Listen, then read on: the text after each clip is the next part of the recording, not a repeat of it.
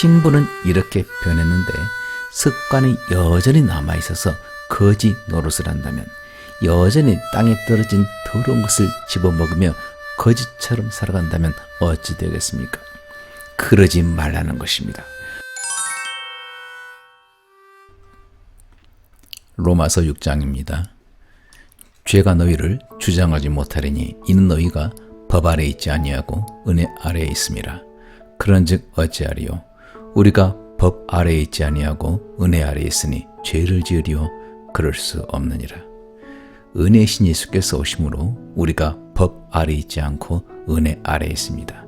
그런데 은혜 아래에 있는 우리가 죄를 지을 수가 있습니까? 그럴 수 없다고 합니다. 이 서신을 쓴 바울은 약간 흥분한 것 같습니다. 이 서신을 쓸 때 바울은 아마 이렇게 외치고 싶었을 것입니다. 그러면 우리가 율법 아래에 있지 않고 은혜 아래에 있다고 해서 마음대로 죄를 지어도 된다는 말입니까? 결코 그럴 수 없습니다. 은혜 가운데 있다고 죄를 지으면 안 되죠. 절대로 그러면 안 되는 것입니다. 16절입니다. 너희 자신을 종으로 내주어 누구에게 순종하든지 그 순종함을 받는 자의 종이 되는 줄을 너희가 알지 못하느냐? 혹은 죄의 종으로 사망에 이르고 혹은 순종의 종으로 의에 이르느니라. 얼마 전에 아내가 알고 있는 한 사람의 아들이 갑자기 사망했다는 소식을 접하게 되었습니다. 그는 20대에 젊고 장래가 유망한 청년이었죠. 그의 아버지는 중견기업의 사장이었고 그는 해외로 유학을 갔다가 온 능력 있는 사람으로 자기 아버지의 사업을 승계받을 준비를 하던 중이었습니다. 어느 날 친구들과 함께 집에서 술을 마셨다고 하죠. 그런데 얼마나 많이 마셨는지 거의 인사불성이 되었고 다른 한 친구와 같이 옥상에 올라갔는데 거기서 미끄러져 아래로 떨어져 버렸습니다. 아파트 베란다로 떨어졌는데 이 사고로 그는 목숨을 잃고 말았죠. 무엇 하나 부족함이 없었던 기업의 후계자가 참으로 안타까운 그런 어이없는 사고로 인해서 목숨을 잃게 되었고 그의 부모는 마른 하늘에 날벼락을 맞은 격이 되었습니다. 정말이지 안타까운 그런 사연을 제가 아내로부터 듣고 저는 이렇게 말했습니다. 참 미래가 창창한 젊은이를 마귀가 술로 유혹해서 그를 죽음으로 데려갔군요. 여러분 그렇지 않습니까? 마귀는 이 젊은이를 죽이기 위해서 술로 유혹을 했고 결국 성공했습니다. 그 청년이 주 예수를 믿고 신실한 믿음 생활을 했다면 그렇게 기억이 끊길 정도로 술을 마시지 않았을 것입니다. 그가 주님을 믿고 말씀에 순종했다면 순종의 종으로 의에 이르렀을 것입니다. 하지만 그는 죄의 종이기를 택했습니다. 우리 사회에서 수많은 범죄가 다 술로 시작이 됩니다. 그가 술의 종이 되었을 때 그 결과 사망에 이르게 되었습니다. 17절입니다. 하나님께 감사하리로다. 너희가 본래 죄의 종이더니 너희에게 전하여 준 바 교훈의 본을 마음으로 순종하여 죄로부터 해방되어 의에게 종이 되었느니라. 우리 모두는 다 죄의 종이었죠. 법 아래 거함으로 죄의 노예가 되었습니다. 하지만 주 예수께서 죄의 노예였던 우리를 대신해서 십자가에서 죽고 부활하심으로 우리를 죄의 노예에서 해방시켜 주셨다는 그런 복된 소식을 듣고 그 말씀을 믿음으로 의에게 종이 되었습니다. 이 사실을 깨닫고 저는 참으로 무한한 감사를 하나님께 드렸습니다. 얼마 전에 아내가 뜬금없이 저에게 이런 질문을 하죠.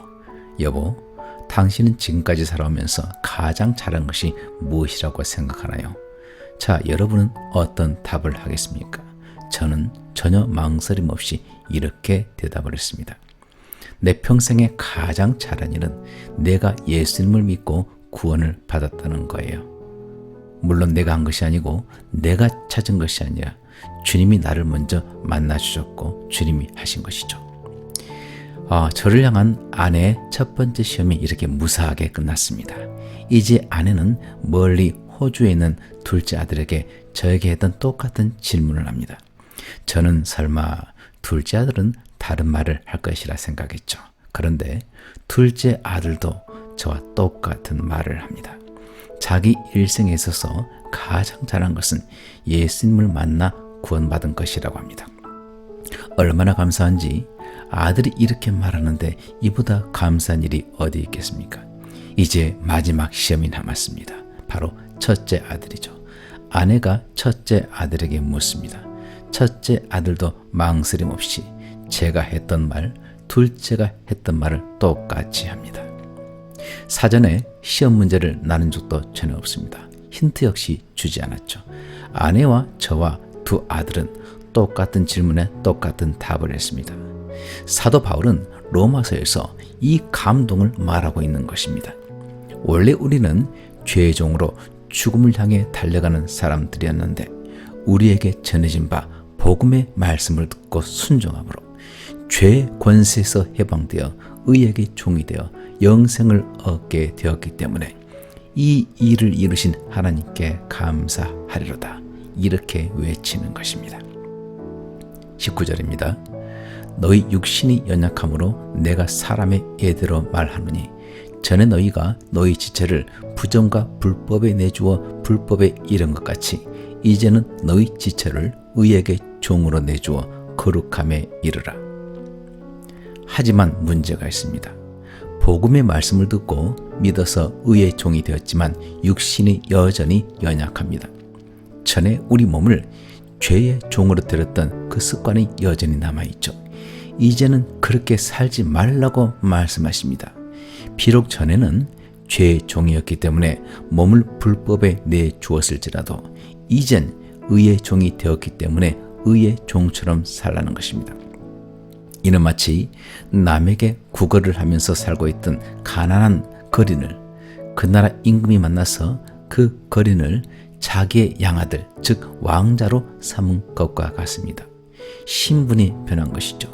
이제는 어둠에서 남의 것을 빌어먹는 그런 거지가 아니고 당당히 한 나라를 다스리는 왕의 아들이 되었습니다.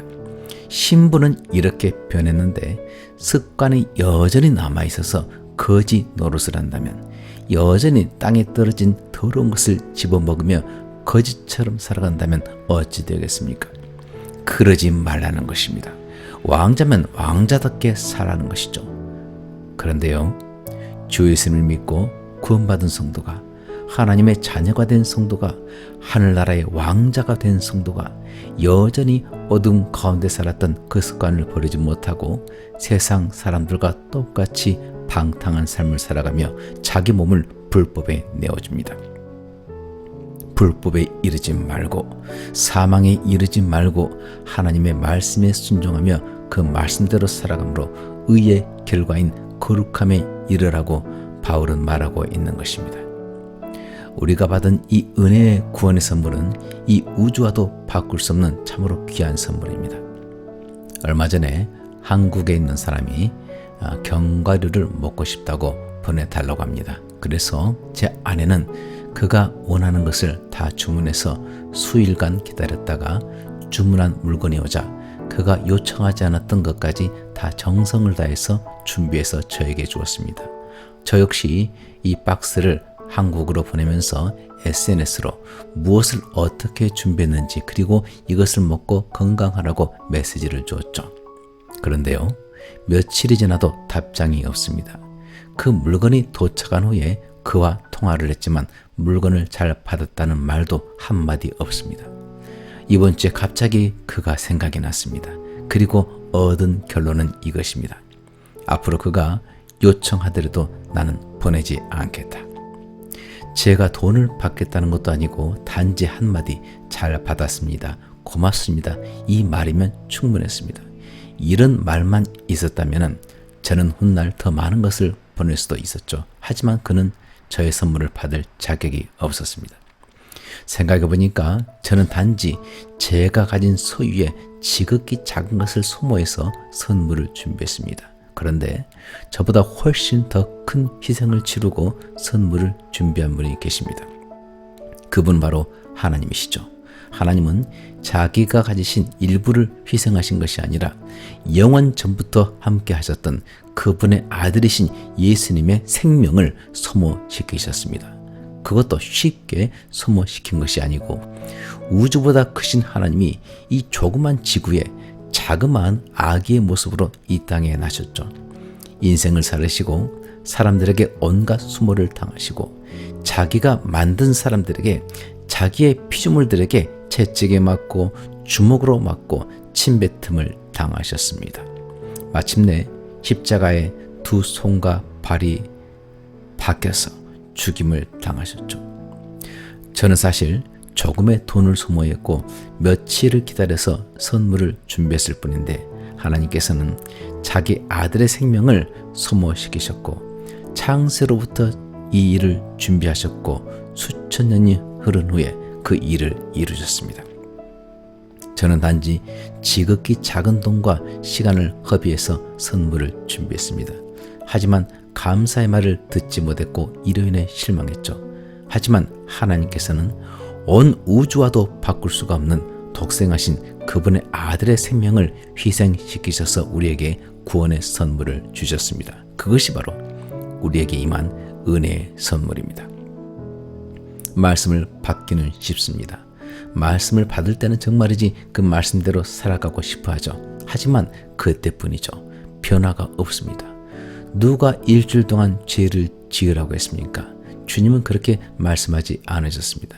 하지만 말씀은 말씀일 뿐이고 여전히 일주일 동안 죄악 가운데 살다가 주일날 와서 그때서야 잘못을 고백합니다. 자기 자식이 맨날 자기에게 와서 아버지 잘못했어요. 용서해 주세요. 다시는 안 그럴게요 라고 말한다면, 그리고 그 다음 주에 만나서 똑같은 말을 되풀이한다면 이것은 아버지로서 정말이지 큰 곤욕입니다. 그런데 하나님의 자녀가 된 그 수많은 사람들이 일주일 내내 죄악 가운데 지내다가 주일날 예배당에 와서 이렇게 잘못을 고백한다고 생각해 보십시오. 하나님이 무슨 잘못입니까? 왜 우리의 하나님은 자식들에게 맨날 똑같은 소리를 들어야 합니까? 장세전에 아버지 하나님과 완벽한 교통 가운데 계셨던 아들 하나님이 그 비싼 생명의 대가를 치르고 우리를 죄의 종에서 해방시키셨습니다.